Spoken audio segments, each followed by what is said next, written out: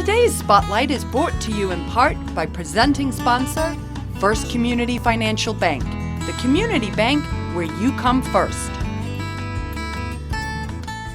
Welcome back to Spotlight. I'm your host, Jane Wernette. And joining me now from the Naperville Hurling Club are Cathal Byrne and Mary Graham. So welcome, your first time on Spotlight. We're glad you're here. Thank you. Nice for having us. You're welcome. Hey, tell us a little bit about this hurling. What is it? I suppose hurling is probably the biggest sport in Ireland. It dates back hundreds of years, and let alone is it just a sport, but it's a culture, you know. It's kind of like a way of life or religion. Basically, it's made up of a hurley, a sliotar, it's just a leather ball, kind of like a baseball, and a helmet.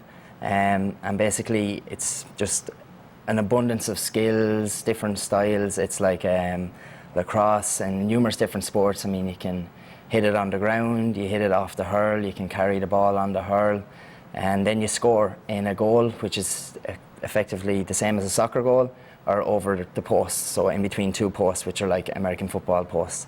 And so you score a goal for 3 points, and between the posts is 1 point. So it's probably the biggest sport in Ireland, and because of how big it is in Ireland and how many Irish people are living all over the world, it's just taken off all over the world now at this stage. And it's been here in Naperville for how long?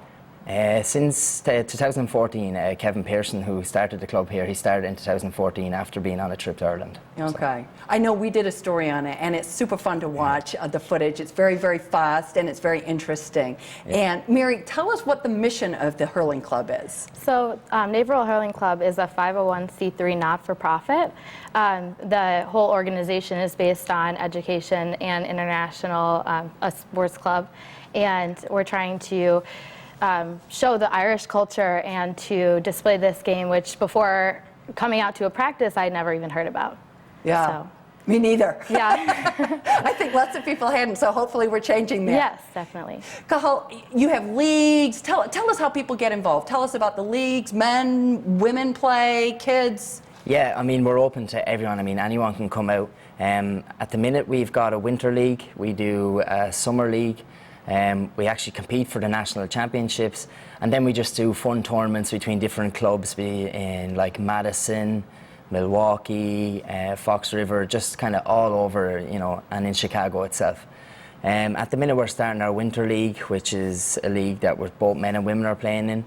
We had a draft for it last weekend to pick 3 different teams, and we're going to play in Players Indoor Sports on a Sunday afternoon at like 4 and 5. So anyone can come out. We've already got the league picked and the teams, but everyone's more than welcome to come. You can try it out. We've got plenty of hurls and helmets and stuff that if you just want to come and try it once, I mean, you can come for free and we can teach you about the sport and everything. So we've got plenty of leagues during the summer.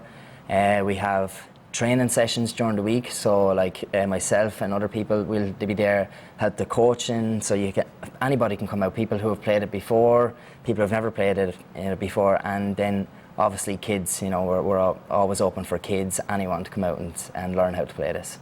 Mary, do people pick it up pretty quickly? I would say so. There's a lot of different skills, so you kind of learn as you play.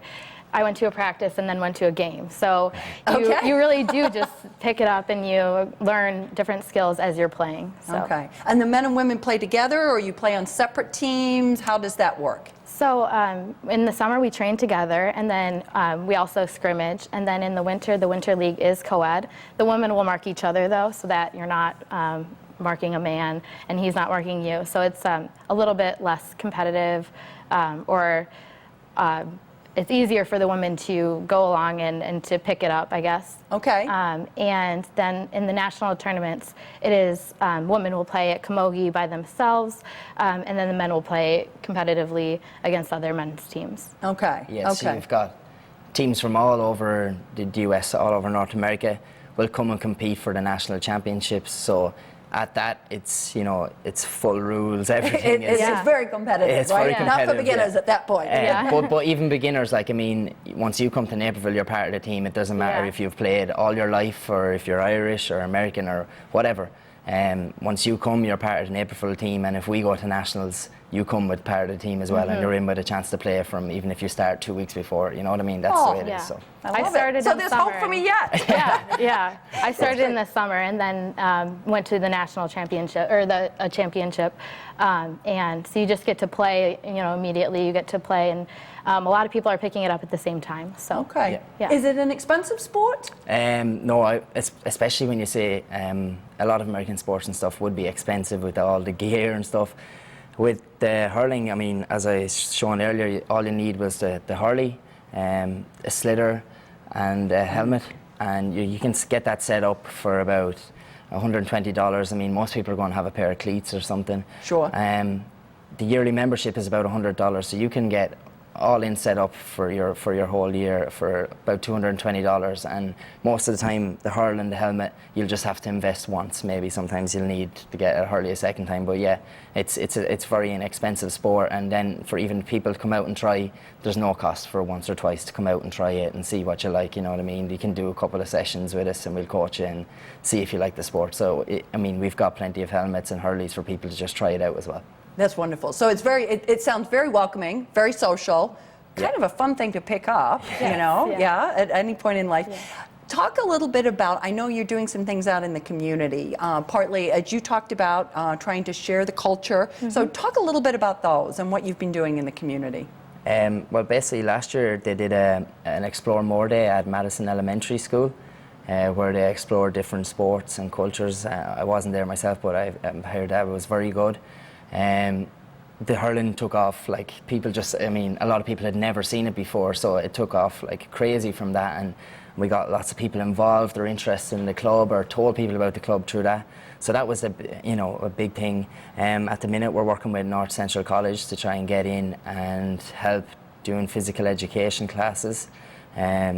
We're going to teach them, and all of this is going to be free as well. So as many or any kind of high school around or junior school, we're welcome to come and teach classes after school or during school, whenever. That's wonderful. Well, it definitely sounds like a fun sport. It sounds like one that you would like to get out into the community and encourage people to come on out and play with you. So thank you for stopping by. If you would like to find out more about one of Ireland's most popular sports, please visit their website. We're going to take a quick break, but stay tuned. I'm coming right back with more Spotlight.